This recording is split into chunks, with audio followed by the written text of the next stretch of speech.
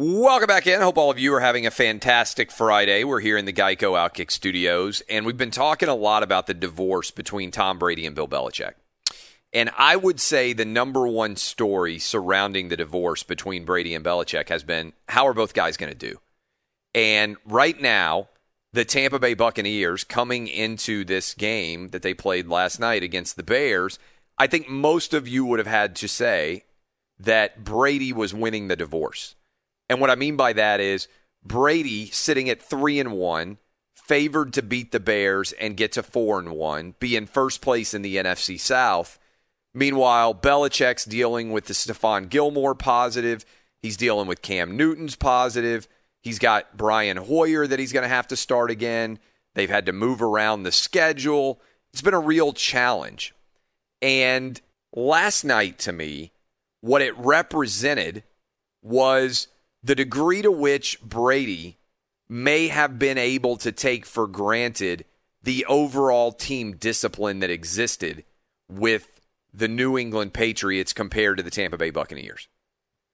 Brady and the Patriots very rarely ever lost a football game because of their failures, their incompetence, their penalties, their mental errors.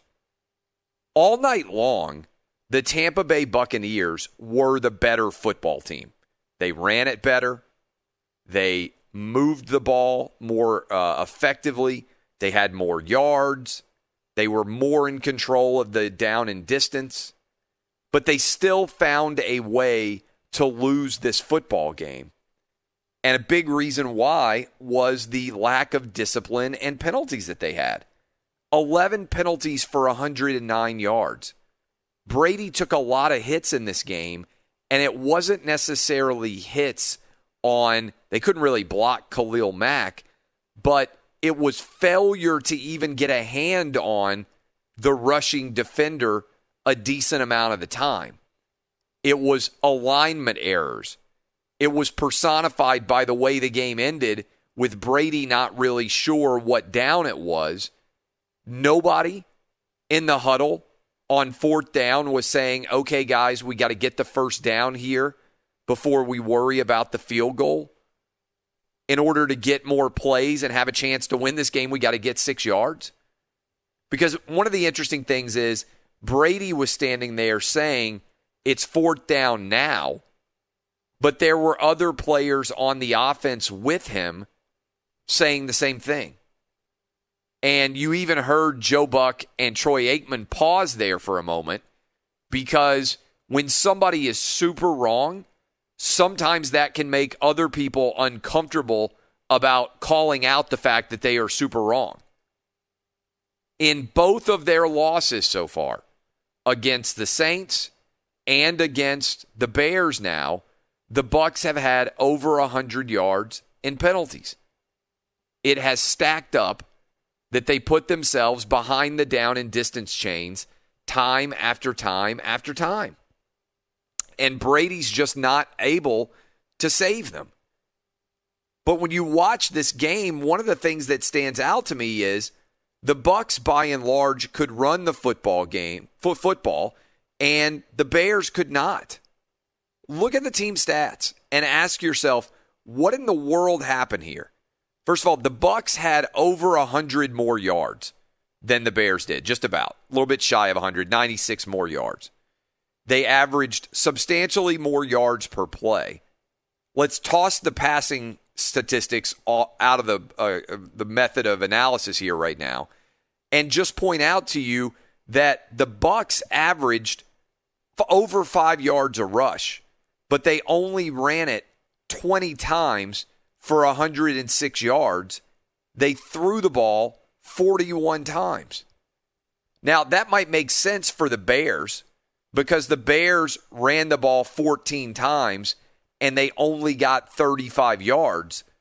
But why in the world did the Bucs not run the football more than they did when they, again, were averaging over 5 yards a carry? Ronald Jones was making some plays. I know they had the one big run, but Ronald Jones only carried the ball 17 times. He averaged over 6 yards a run. it seemed like they had a lot of rhythm going in the running game, and it's not as if the Bucs got behind early and had to make a decision to move the ball through the air to try to keep up.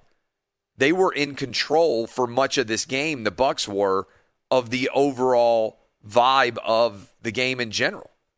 It felt like this was their game to win and then their game to put away, and they just weren't ever able to do it. They were only 4 of 14 on third down. I mean, here's an early move that I thought from Bruce Arians was trying to send a message. They went for it from their own 20-yard line. That was a disrespectful decision by Bruce Arians that was basically letting everybody know, hey, I don't have any fear of this Chicago Bear offense. We're going to go for it on 4th and short from our own 20-yard line. And they got it, by the way. And they came out and took early control of this game and got up 13-0, then fell apart at the end of the half, and then fell apart late in the game. And I wonder for Tom Brady last night when he eventually got home and he put his head down on the pillow and he started to go to sleep, did he think for at least a minute this would have never happened in New England? Belichick took care of the overall team discipline and created a culture that would not countenance this kind of error. I never saw Tom Brady lose count on what down it was in New England. He's only played 5 games in Tampa Bay, and it's already happened. We'll talk about this game more, break down much more as well. Chris Mannix is also scheduled to join us to talk about Game 5 of the NBA Finals. All that still to come, plus the gambling picks to get you ready for the weekend in the NFL. That's the final hour of the program. This is Outkick on Fox Sports Radio.